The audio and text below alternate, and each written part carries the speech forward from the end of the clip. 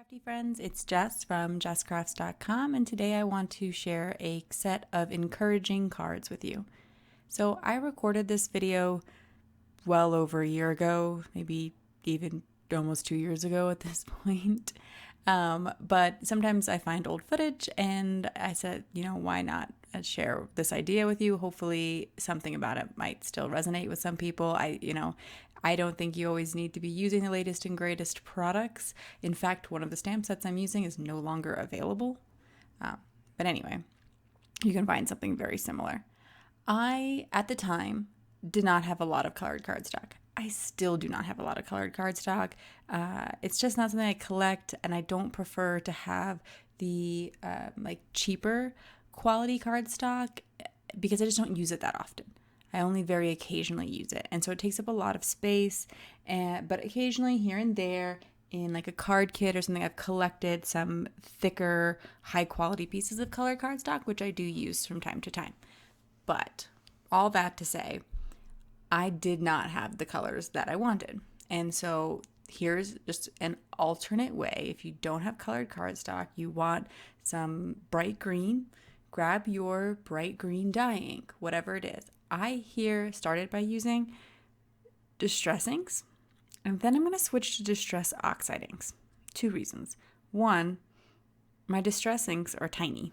They're the little ones, and they get the job done, and they'll do it, and go for it. But the larger ink pads are a little bit easier to spread the ink on because, as you see, I'm applying the ink pad directly to the paper to get good coverage, because when I want a lot of ink down, that tends to save me some time. But the Distress Oxide inks, because they also have some pigment in them, they seem to be going on like heavier or more evenly than the traditional Distress inks. And Distress inks are great for techniques, and I also use them for solid stamping and a variety of things. I love my Distress inks. But the Oxide inks, if you're looking for that heavier coverage, definitely do the trick. So I'm going to first apply the ink pad directly to the paper, and then I'm going to take the round ink blender, and it literally doesn't matter. Use a blender brush, use the old rectangle blender, because we're not looking to blend these two colors together. We're not looking for anything to be pretty. We're just creating some bright orange cardstock because I didn't have the orange I wanted in my stash. So I created a bunch of different rainbow colored hugs word dies using that. And then I wanted to mount them on black. What's nice about this die set, which is still available, but of course any shadow word die will work out well, and there's also ways that you can cut that with your digital machine, etc. I'm going to mount it on black because all of the colors are going to pop well off of black. And rather than come up with a unique design for each color, I wanted to have the same design across all the colors. You even see there's a little fox stamp there in the corner. I thought originally that I might use that, but I kind of changed up my idea partway through. And that's when I realized, I'm going to need some more colored cardstock, and I still don't have any colored cardstock. So I am going to blend bigger pieces, and I'm just going to show you this real quick because it's actually not that time consuming to make a big piece of this is like a card panel size. I was able to fill that up fairly quickly. You might come into a little bit of issue where your fingerprints would show, but I would just take a piece of scrap paper and cover the section that you're not working on, to cover the section that's already covered. Yeah, covered with ink. Hopefully that made sense. Anyway, so here's all my different rainbow colors, and what I'm going to do is I'm going to chop them up into strips, and I'm not even going to worry about what size these strips are. I'm just going to get chopping with my guillotine paper cutter, and then I'm going to take my Honeybee Beautiful Life stamp set, which, as I mentioned, is no longer available, which is a shame because it had a lot of great sentiments in it that were very encouraging, but there's also a lot of other sentiment sets out there that have small encouraging sentiments as well. Simon has some that I picked up recently. Simon's a stamp.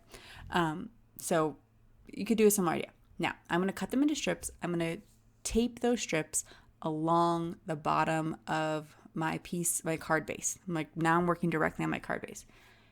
You could just cut strips of solid cardstock, and this would be much, much faster.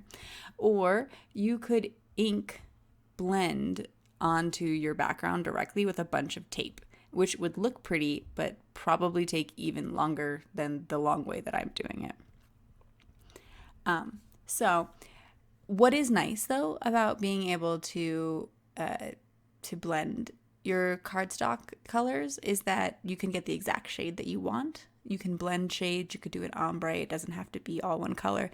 You know, if you have a darker orange and just for whatever reason you feel like you need the light orange, you're going to be limited to your ink colors, of course, but also it's going to give you a new reason to use your inks. And that's what I liked about this technique too, is like, you know, I don't always pull out my inks as much as I wish I did or use them as much as I wish I did. So having another way to use them. I would also say, you know, another thing to consider is you could take these, you could cut strips. And if you want colored cardstock, but you don't have it, use any markers that you have. And you could also color strips really fast that way.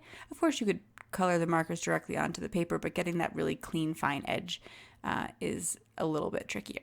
So then I have all my hugs, and I'm just going to repeat this process, and I'll have like 6 cards in all kinds of fun, beautiful, encouraging colors. And that's it for my card today. Hopefully you can find a way to adapt this or get some inspiration. Thank you so much for joining me.